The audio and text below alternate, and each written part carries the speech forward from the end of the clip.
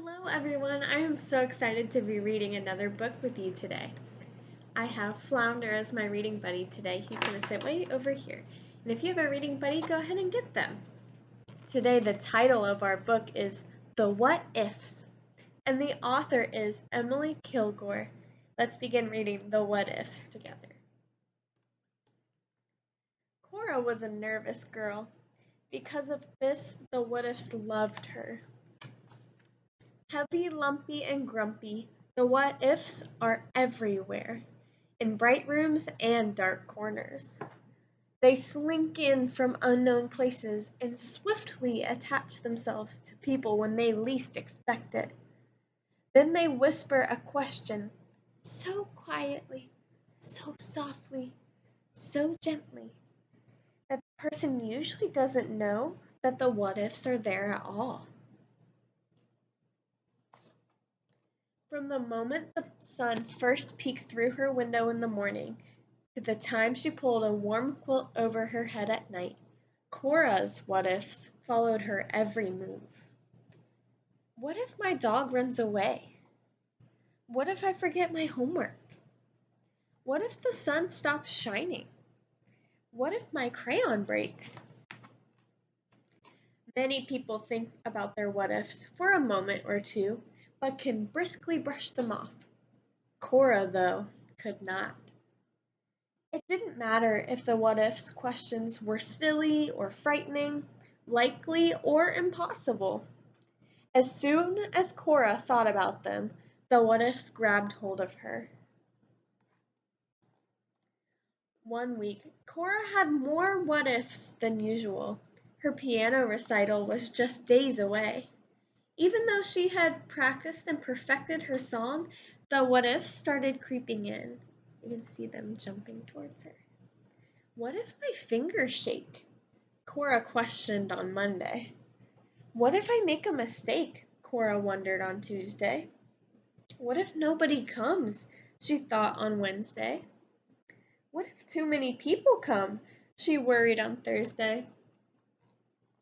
By the end of her recital, the weight of the what-ifs felt unbearable.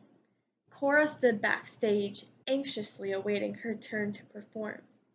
If you've never heard the word anxious before, that kind of means worried or nervous. So Cora was anxious or worried backstage. The longer she waited, the more what-ifs appeared, each one grabbing hold and weighing down on her more than the last. What if I trip on stage? What if the bench is too tall? What if the pedals are squeaky? What if I start coughing? What if I play the wrong note? What if nobody claps? Cora? A small voice whispered. Are you all right? Oh, great, Cora thought. What if Stella thinks I'm a crybaby? What if she doesn't understand? It's nothing, was all Cora could muster, before a tiny sob escaped her thinly pressed lips. It doesn't sound like nothing, Stella said.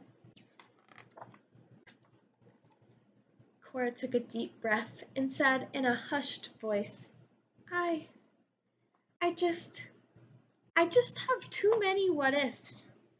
They make me imagine bad things that could happen. Like, what if I mess up? Or what if I sneeze during my song? Everybody gets what ifs, Cora. Just a minute ago, I asked myself, what if Cora's sad and needs my help?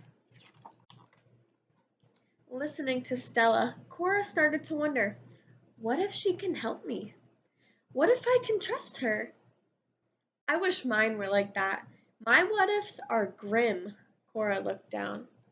The word grim is another word for like mean or sad or just not very happy, so Cora had a lot of grim what-ifs. Do you ever have good what-ifs? Stella asked. I didn't know there were good ones, Cora whispered. Of course there are, Stella said. Like, what if there's a chocolate cake after our recital? Or what if I play better than ever? Cora chimed in, peering at the boy pounding his piece on the piano. Cora suddenly felt her what ifs begin to change. The heavy, lumpy, and grumpy what ifs slowly slunk away while new ones arrived in their place. Just then, the teacher announced it was Cora's turn. Cora walked out to the piano without tripping. The bench was just the right height. Her hands quivered as they hovered over the keys. But then she sat down and began to play. And the grim what ifs slowly continued to disappear until. Clunk! She hit the wrong note! Oh no! What if everybody laughs at me? What if I get booed off the stage? Cora wanted to cry. She tried to ignore the people staring, waiting for her next move. Then, out of the corner of her eye, Cora saw Stella. What if I can do this? She asked herself.